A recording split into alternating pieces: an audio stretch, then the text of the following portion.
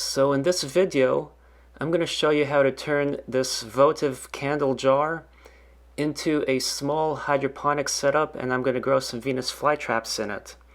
Now the first thing I need to do is to eliminate the wax from it.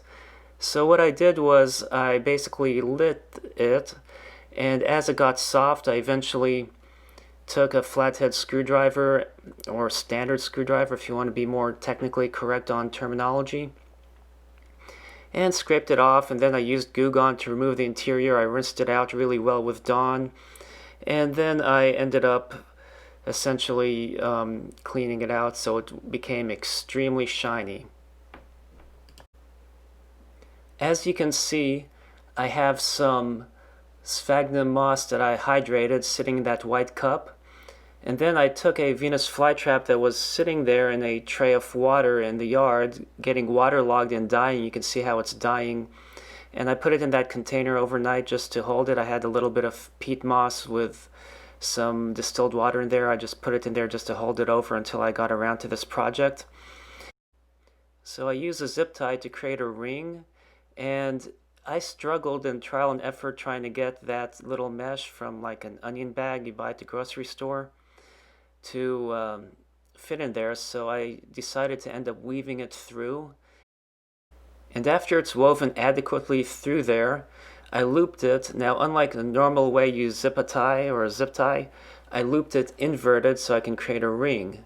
And then you want to bend the plastic a little bit to make it more round, and before that you can always make sure that the onion bag is stretched through, and so you have this ring.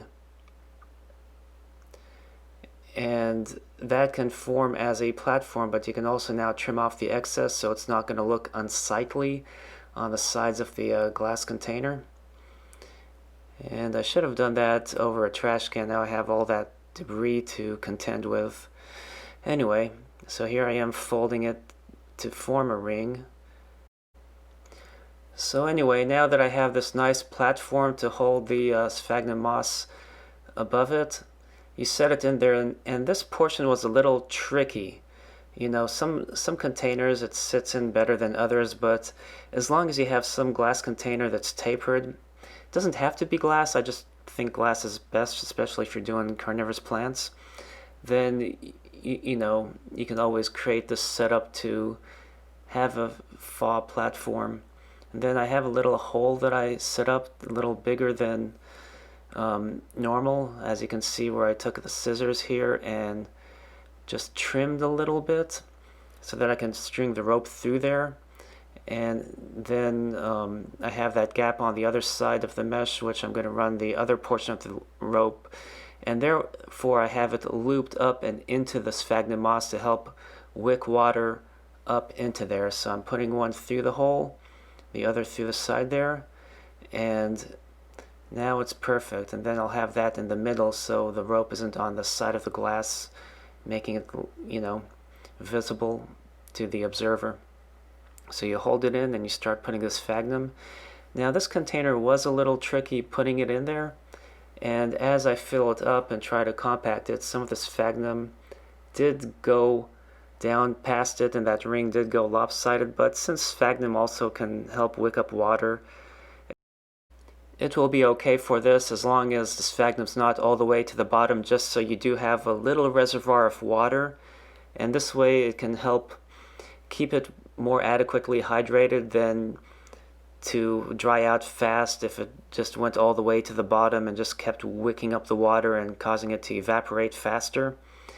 And as you can see, this Venus flytrap, I'm removing all the dead portions, and I'm just doing it by hand. I don't want to like just sit there and cut too much, and I'm not peeling the leaves back and off so I don't stress the bulb of the Venus flytrap more than need be, especially since it's already stressed.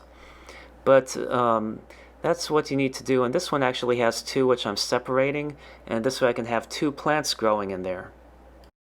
So I'm going to go ahead and stick them in there. Using my finger, I'll make an opening to stick it in there, so I don't want to just force it in there and end up damaging these struggling plants even more. And This one has a better root system, so I need to make sure I don't decimate the roots as I try to plant it. But there we go, we get it in there. And we are not quite done with this project. Don't forget I have that pot that's at the top left. So once I finish adding more of the sphagnum moss, you're going to see what I'm going to do with that pot. So if you look at it from the side, a lot more sphagnum moss fell in, but there's still some gaps in there, so hopefully it will be okay to hold the excess water in a hydroponic setup. And this pot, it has that interior portion, and it can basically, like, if you notice without it, it probably goes in a little better, but I don't really want to throw away a perfectly good interior portion if I ever use it for something else down the road. So I'm just going to keep it in there, and it's not much of a difference, but I'm going to go ahead and show you what I'm going to do there. So now that I have this planted, I'm using this old ribbon, and I'm just going to loop it around there and use a little bit of Loctite to hold it in there. Now I need to make sure I get it lined up just right. So all it needs is just a little dab. Once I've lined it up, I'm basically fold the portion back and just putting a little dab there. And then I'm just going to make sure it's stuck just right. So now that we have it stuck, you can see how it will look once it holds up and my finger is not stuck on there. So looking at it now, it basically, you have the plant at the top, you have that pot underneath to hold, I should have ironed there, but you have that pot underneath to keep light from causing algae and all the water underneath. And I have a ribbon just to block that little gap there and to make it look pretty. And now it will look beautiful sitting on my windowsill at my office at work. Anyway, I hope you enjoyed this video. Thanks for watching, and don't forget to subscribe.